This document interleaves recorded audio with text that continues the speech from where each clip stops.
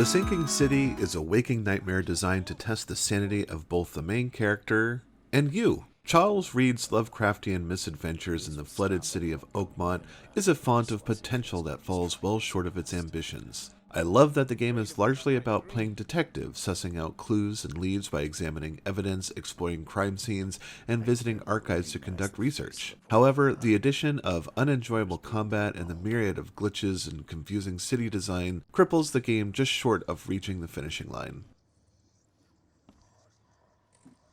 Charles Reade is a former Navy sailor turned private detective who suffers from recurring nightmares. As visions of alien cephalopods haunt him, Reade is summoned to investigate a similar hysteria gripping the fine folks in Oakmont, Massachusetts.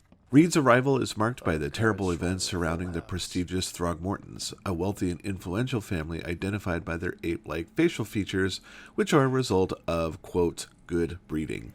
As it happens, Oakmont is a severely messed up city. It has suffered an unnatural flood that not only has engulfed half the city, but has made travel to and from the mainland incredibly difficult, forcing the locals to subsist through a barter system and routinely antagonize the fish-like residents from Innsmouth who have tried to eke out a living in the city as best they can. Reade finds himself in the middle of rising tensions between the Throgmortons and the Innsmouthers, but much bigger than that is the presence of a cult that is up to no good. There are a few things I do enjoy about the Sinking City.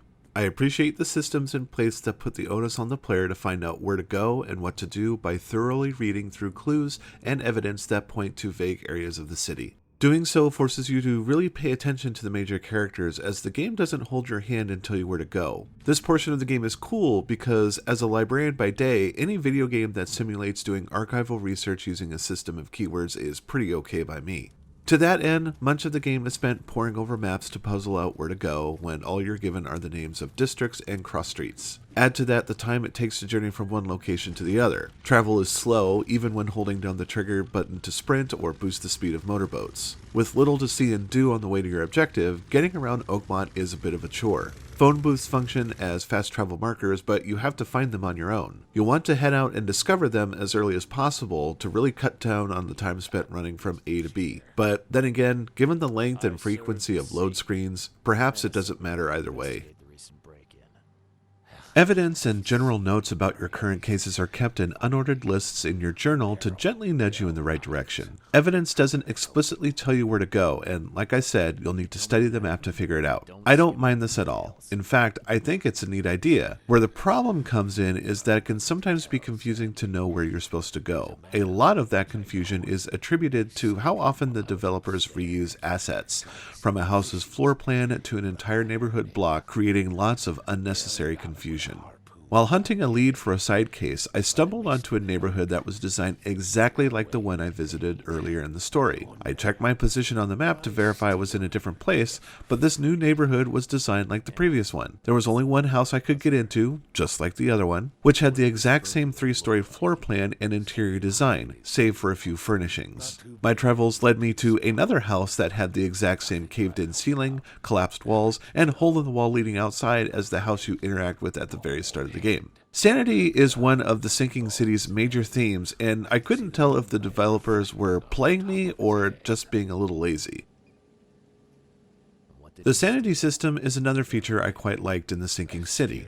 Charles Reade has a supernatural power that lets him see more than the average person. Using this ability while investigating a crime scene or a suspect's last known location reveals hidden clues and sequences of events he can reconstruct to catch a new lead. This is accomplished at the expense of Reade's sanity. Wandering into scary places riddled with bodies and other visual horror is mentally taxing on our hero. Doing the best impression of Eternal Darkness, as the sanity meter depletes, Reade will start having visions that, at first, appear as harmless, superimposed apparitions. The more sanity he loses, the likelihood of those visions manifesting themselves as creatures made of black smoke. You can attack these visions, only to see them disappear as if they were never there. I've killed him! 2 men broke in to steal a mirror. One of them, Squint, cracked the safe.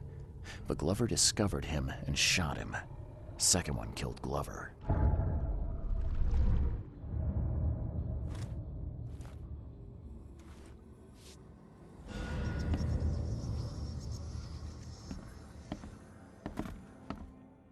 The Sinking City makes specific demands of the player without them realizing it. The worst of the lot is combat. Ugh. Combat is a major detriment to the game. Every so often, Charles Reed comes face to face with a wild beast, the name given by the locals to describe the Lovecraftian nightmares that stalk the homes and streets of Oakmont. There's an entire bestiary of monsters to contend with, and I very much love their designs. These Silent Hill-like monsters are terrifying, especially when they appear growing out of puddles of slime with a sickening lurching sound. That love quickly soured because fighting these beasts is not fun at all. The game makes it a point to suggest that running away from the wild beasts is a noble decision, especially given the scarcity of weapons and health items. The thing is, almost every encounter I've had has happened in areas I need to explore in order to get more evidence for an investigation. The monsters I faced were faster and more agile than Reed, who can't take many hits before he's killed. Death is a huge inconvenience because the game sends you to the nearest phone booth for a respawn, and if you haven't been exploring and seeking out these phone booths, you may be in for a long walk back. The worst, though, is that you're brought back with only a third of your health, and any items used in the previous fight, bullets, health packs, traps, and grenades, are gone for good. And also, enemies respawn. As if the game's pacing weren't bad enough, slamming the brakes on progress to scrounge around for too few supplies and avoiding enemies so you don't die and lose stuff again really blows. Add to the numerous technical glitches, crashes, and bugs, and you've got a video game that actively fights with you every step of the way. After playing through Cyanide Studios' Call of Cthulhu, I had high hopes for this game. The Sinking City is a great idea, and I like the emphasis on doing detective work and conducting research. It's kind of a cross between LA Noire and Call of Cthulhu. Investigating crime scenes and questioning the locals to collect evidence to build cases via Charles Reed's Mind Palace is a fascinating process where a bigger picture develops as you move along with the story. There are also moments of choice involved that put you in awkward positions, like whether or not to turn in a culprit into the proper authorities or keeping their identity a secret in exchange for a decent reward. That, of course, will affect one of many different endings you can get at the end of the game. The design of the monsters and the Innsmouthers in particular are fantastic, and the world building is creepy and fun. However, the Sinking City gets hamstrung by an overall chunkiness it doesn't quite recover from. It's hard to stay invested when combat is terrible and glitches and crashes ruin pacing and progression. This is a game that demands a lot of patience and a whole lot of tolerance. Only one man stands in the way of dark eldritch horrors swallowing up the city of Oakmont, Massachusetts. All things considered, it might be best to just let him have it. DarkStation gives The Sinking City a 3 out of 5 stars.